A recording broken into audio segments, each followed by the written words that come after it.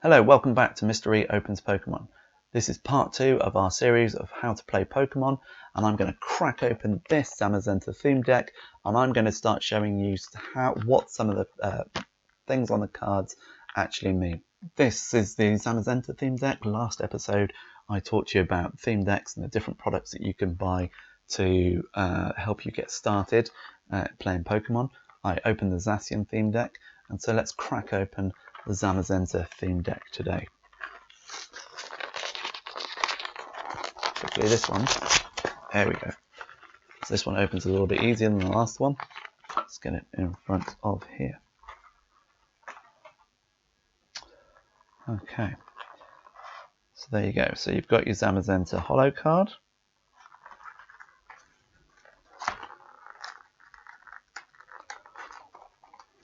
And I unboxed the Zacian theme deck in the last episode, so I'm just going to kind of whiz through what's in here, because if you want a more detailed explanation of all the bits and bobs, check out the last video. If you put this in playlist mode, when it's all done, you're going to have a playlist from start to finish telling you how to play Pokemon. So you've got your playmat, paper playmat, which is pretty good. You've got a how to play guide. You've got your damage counters. You've got your little tactical guide, what to do with the deck, what the deck is all about. The Zacian deck was all about attacking very quickly. You've got your little quick guide rules. You have your Zamazenta coin. There you go, shiny as well. These are really nice coins. You have your deck box with your 60 card deck. Yep. And your promo card. Okay, so as well as unboxing this, I'm also going to show you what the parts of a Pokemon card actually mean and what they do. Now, every set you tend to get 2 theme decks, and they tend to be balanced well enough to play against each other. So this one is Zacian and Zamazenta. The set Cosmic Eclipse was Kyogre and Groudon. And those are pretty good decks, actually.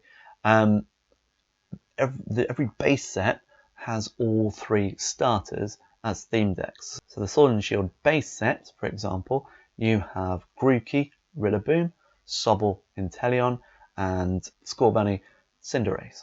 Okay, so those 3 decks, and they evolve through, and those are really good decks, really good fun to play.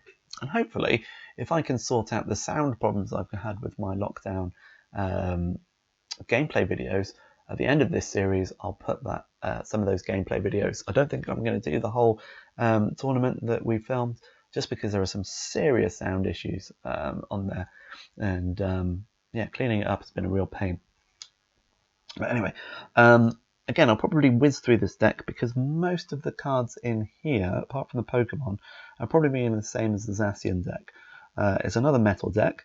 It's quite unusual for both decks to be the same energy type, but this is metal. So we've got metal energy, metal energy, metal energy.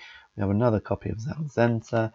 We have Corvisquire, and a Corvisquire evolves to Corviknight, and Corviknight is a pretty big hitter in this deck. So you have Rookidee, that's the basic form.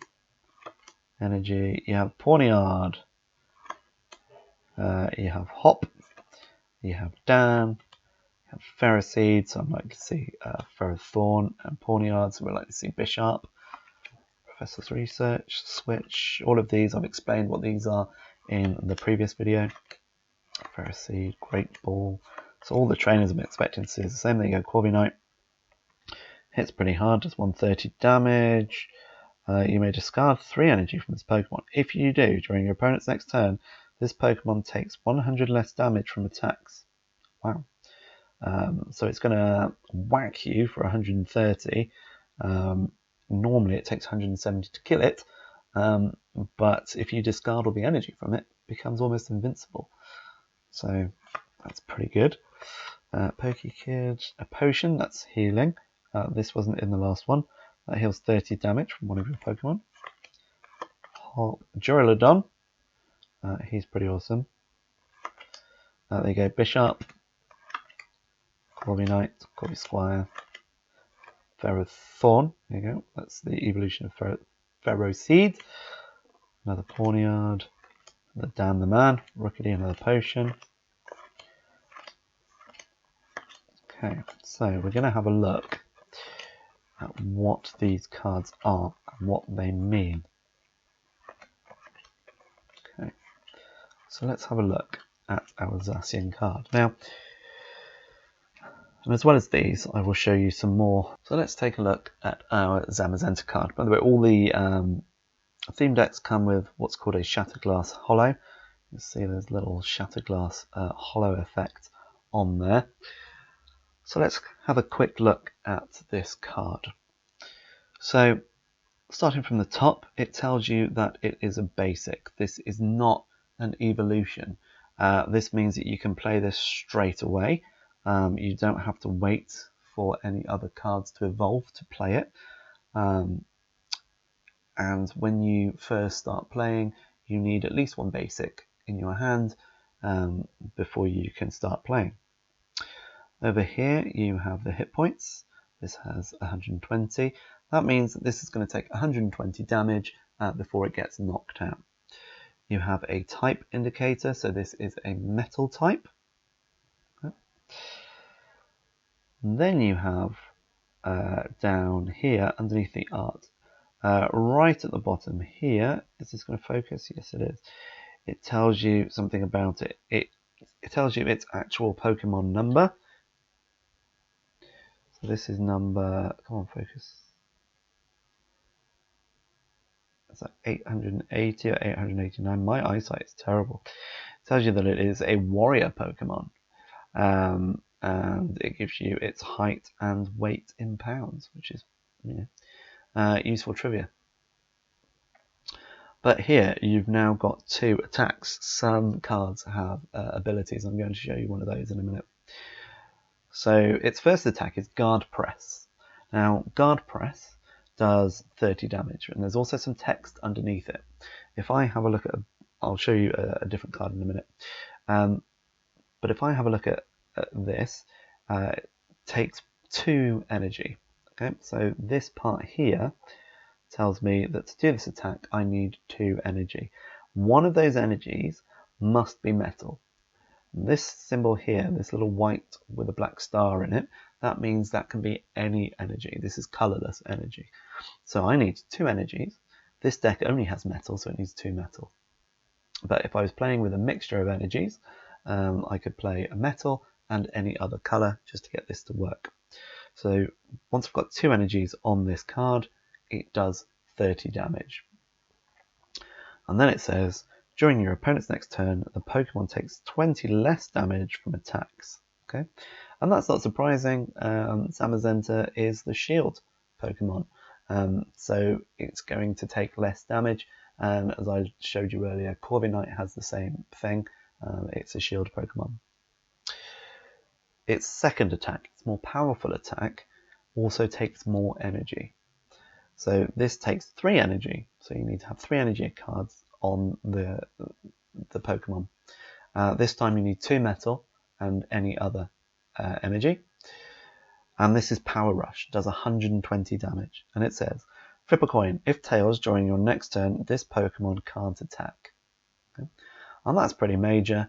It doesn't lose any energy. If you remember from last time, Zacian, if you flip tails, Zacian loses his energy and you have to build him back up again.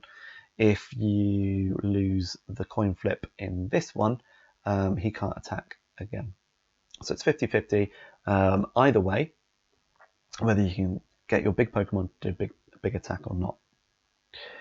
Further down at the bottom down here, you will see when it focuses that it has a weakness. Now the weakness in this case is fire. So any Pokemon that you attack that is of a type fire, and you'll see the type up here, so anything that says fire up there or has that fire symbol, does twice as much damage to Zamazenta.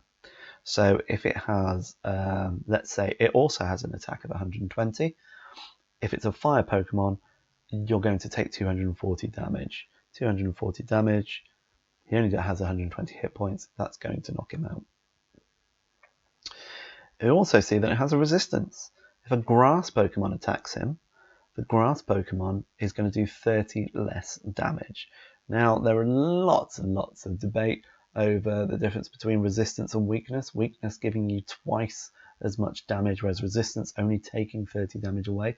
That's quite major, but it is what it is. Pokemon have decided that's how their game is best balanced. Okay, so if a grass Pokemon comes along and does 120 damage, Zacian is only going to take 90 damage because he's resistant to the grass, and that's really good.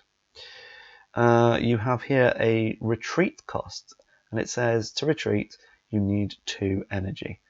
That means it costs 2 energy to retreat this card. So if Zacian is my active Pokemon, and let's say I've just attacked, I've done 120 damage, and I flipped tails, so he can't attack in the next turn. In my next turn, I might want to go, actually, let's get Zamazenta out of there. I can't attack. I'm going to put another attacker in. I would have to take 2 energy off Zamazenta, put him back on my bench, and put my other attacker out. So it says, so at the bottom here, there's a little bit of flavor text. It says, his ability to deflect any attack led to it being known as the Fighting Master's Shield. It was feared and respected by all. And then down here, you have the artist, and then you have the number. So every Pokemon card has a unique number in the set. This has the letter D. This is for the rotations, which we're going to talk about formats and rotations in a bit. It has the set symbol for Rebel Clash. This is kind of spiky symbol there. It has its number, and then it has this little star shape. That star shape tells you that it is a rare card. This is also important if you're collecting and trading cards. If you're collecting and trading cards, I've seen a lot of people want to trade really bad cards, and they want the shiniest, best cards. And some people will take, I don't know, this one. Oh, it's a holo rare, so it's not going to help. Oh, it's a shiny card. Let's say, for example, that this was just a basic common shiny reverse holo, and then they go, oh, can I, look, I've got a shiny card, can I trade it for your Zamazenta? Yeah, this is a holo version, so you probably wouldn't anyway. The best thing to do is check the bits at the bottom, because it gives you the rarity. Now in this case, this tells me that it is from Team Up. I think that's the Team Up symbol. Probably isn't actually. So here's the set symbol for that one, and this is also a rare. So it's a reverse holo rare. So that might be a good trade because you've got 2 holos. If this was a circle, that's common. If it's a diamond shape, that's an uncommon, and a star is a rare. If we take a quick look at this is a Goldeen. It is a water Pokemon, and it has 2 attacks. The first one can be any energy. It's colorless energy. Does no damage. What it does do is it does collect. It draws a card. So you take an extra card from your deck, which is sometimes very useful. And then you take 2 energies, and you do this waterfall damage. Now this is a basic Pokemon.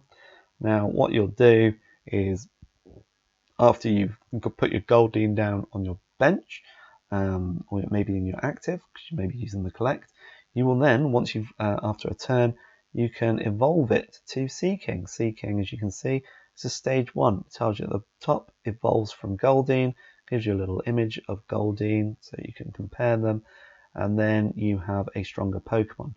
The evolved Pokemon tend to have higher hit points, and they tend to have higher attacks.